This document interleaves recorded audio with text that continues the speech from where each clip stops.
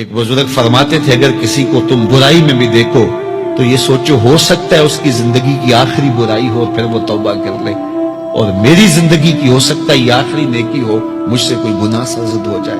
کتنے لوگ ہیں جو مرتبہ کمال پہ پہنچے لڑک گئے، بڑے بڑے لوگ تھے لیکن انجام ٹھیک نہیں ہوا۔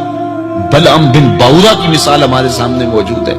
بنی اسرائیل کا مستجاب الدعوات ولی تھا، اور جب ہاتھ پھیلا کے منہ پہ ہاتھ پھیرتا تو ہاتھ بعد میں منہ پہ جاتے، قبولیت پہلے ہو جاتی۔ لیکن اسی کے بارے میں قرآن نے کہا نا، مثلہ کمثل الکلب، اس کی مثال کتے کی مثال ہے۔ زبان لٹک گئی تھی، زمین چاٹتا تھا، چونکہ اس کے ہاتھ نبی کے خلاف اٹھ گئے تھے۔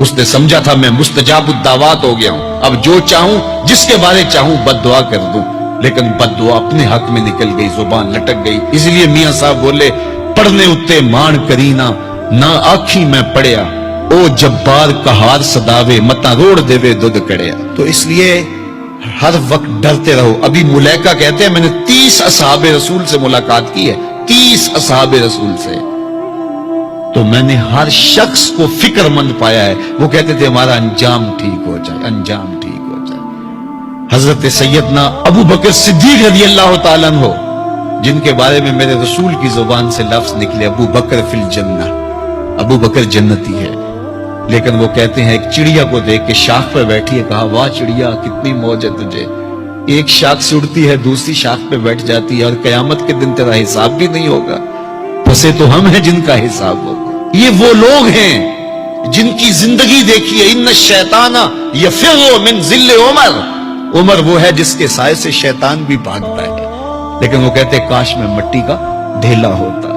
اللہ اکبر۔ حضرت عمر کہتے ہیں کہ اگر برابر سرابر بھی چھٹ گئے تو غنیمت جانیں گے، اگر برابر بھی چھٹ گئے تو پھر بھی غنیمت جانیں گے۔ یہ وہ لوگ ہیں جن کی زندگیاں تقوی سے عبارت تھی، اور اللہ کی خشیت جن کے سینوں کا نور تھا اور باطن کا سرور تھا۔ ہمارے بہت سارے معاملے اور بہت ساری خرابیوں کی جڑ یہ ہے کہ ہم نے اس دنیا کو اوڑھنا بچھونا بنا لیا۔ ایسے اس دنیا میں ہم زندگی گزار رہے ہیں جس طرح ہم نے اس دنیا سے کبھی جانا ہی نہ ہو۔ اس لیے دنیا کی بے رغبتی، دنیا کی بے رغبتی کا مطلب یہ نہیں ہے کہ ترک دنیا کیا جائے۔ اس پر صوفیاء نے جو بات کہی وہ بہت خوبصورت کہی۔ وہ کہتے ہیں کہ دنیا کے اندر ایسے رہو جس طرح کشتی پانی میں رہتی ہے، کہ کشتی پانی میں رہتی بھی ہے لیکن پانی کو اپنے اندر آنے بھی نہیں دیتی۔ تم دنیا میں رہو، دنیا تمہارے اندر نہ رہے۔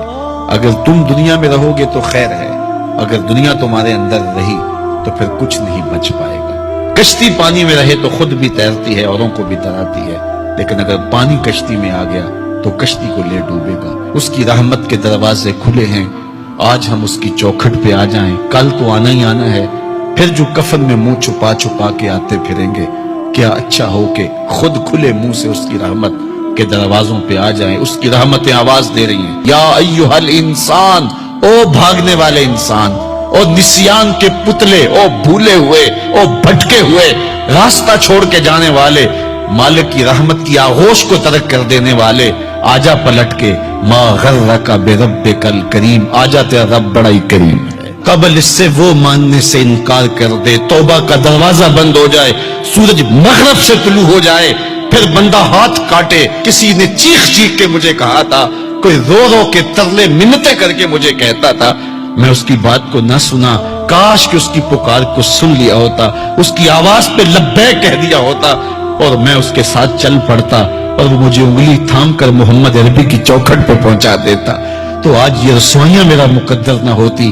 صاحب آؤ، کتاب رحمت آواز دے رہی ہے، کتاب رحمت تمہاری انگلی تھام رہی ہے اور تمہیں حضور کی چوکھٹ تک پہنچا رہی ہے، اور آمنہ کا لال تجھے اپنے دامن میں لے کے رب سے مغفرت اور بخشش کا پروانہ لے کے دے رہا ہے۔ مجرم ہو تو منہ اشکوں سے دھوتے چلے آؤ، آؤ در تواب پہ روتے چلے آؤ، قرآن میں مذکور ہے بخشش کا طریقہ، سرکار کی دہلیز سے ہوتے چلے آؤ۔